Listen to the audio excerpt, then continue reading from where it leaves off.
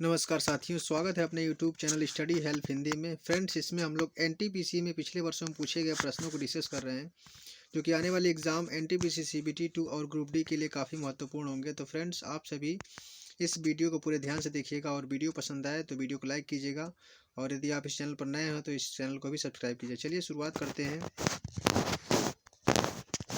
पहला प्रश्न है, गुजरात स्थित जूनागढ़ की गिरनार पहाड़ियाँ डैश आमों की किस्म के लिए प्रसिद्ध हैं। इसमें बताना है कि गुजरात में जो गिरनार की पहाड़ियाँ स्थित है वह किस प्रकार के आमों के लिए प्रसिद्ध हैं। तो वह केसर आमों के लिए प्रसिद्ध हैं। इसका आंसर हो जाएगा केसर। अगला प्रश्न है, आधुनिक विद्युत जनरेटर किस सिद्धांत पर कार्य करता है।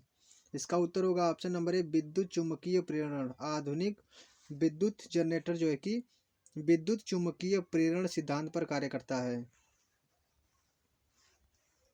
अगला प्रश्न है, भारत में डैश में परमाणु ऊर्जा की गतिविधियों की निगरानी के लिए परमाणु ऊर्जा आयोग एटॉमिक एनर्जी कमीशन की स्थापना की गई थी।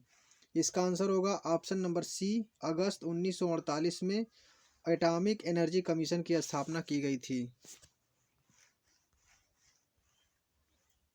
एक अलग अनुशासन के रूप में माइक्रो इकोनॉमिक्स के संस्थापक जनक के रूप में किसे जाना जाता है। इसका आंसर होगा option number C, John McCord Kins. John McCord Kins को जो है कि माइक्रो इकोनॉमिक्स के संस्थापक के जनक के रूप में जाना जाता है।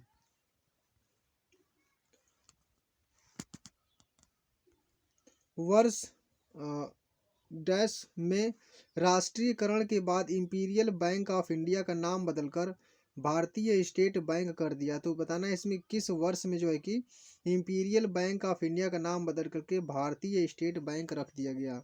इसका आंसर होगा ऑप्शन नंबर डी, 1955 में इंपीरियल बैंक ऑफ इंडिया का नाम बदल करके भारतीय स्टेट बैंक ऑफ इंडिया रख दिया गया। अगला प्रश्न है, रक्त किस प्रकार का ऊतक है। मतलब कि रक्त डैश ऊतक का एक प्रकार है, तो किस प्रकार का ऊतक है। इसका आंसर होगा ऑप्शन नंबर ए, रक्त जो है कि एक संयोजी ऊतक है।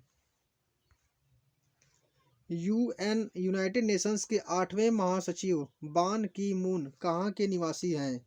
इसका आंसर होगा ऑप्शन नंबर बी, दक्षिण कोरिया। दक्षिण कोरिया के निवासी हैं बान की मून, जो कि 8वें महासचिव हैं, वह दक्षिण कोरिया के निवासी हैं।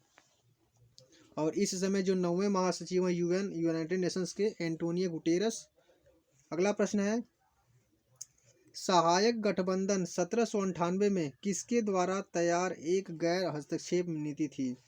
इसका आंसर होगा ऑप्शन नंबर ए, लॉर्ड वेलेस्ली के द्वारा सहायक गठबंधन 1798 में तैयार की गई एक हस्तक्षेप नीति थी।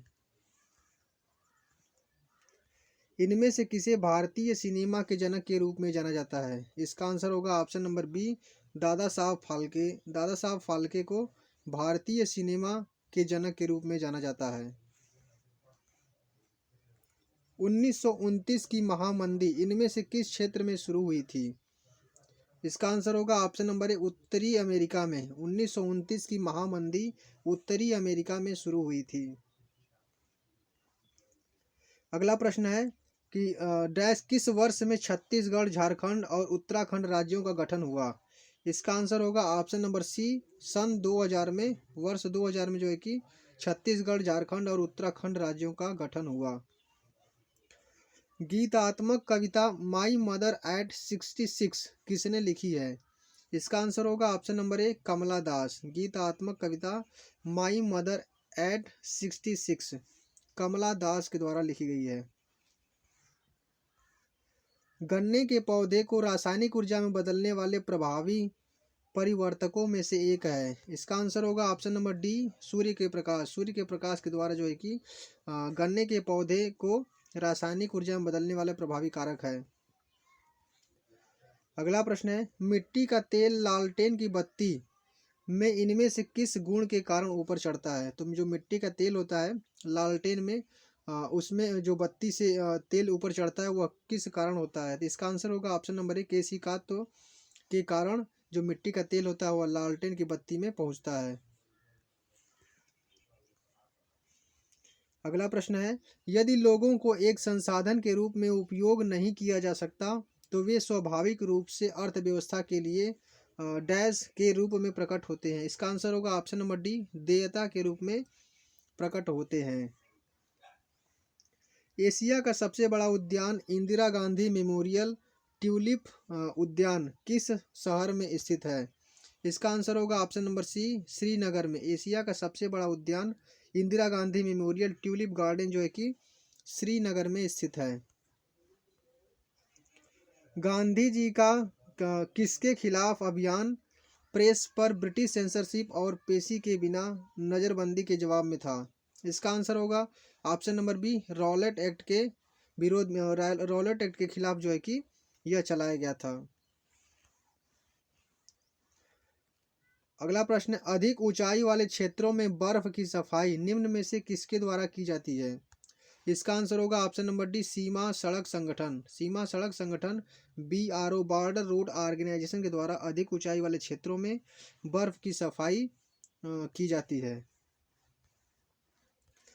कौन सा विटामिन रक्त का थक्का जमने के लिए आवश्यक प्रोटीन और कैल्शियम को सक्रिय करता है? इसका आंसर होगा ऑप्शन नंबर ए, विटामिन के। विटामिन के जो है कि रक्त का थक्का जमने में सहायक है।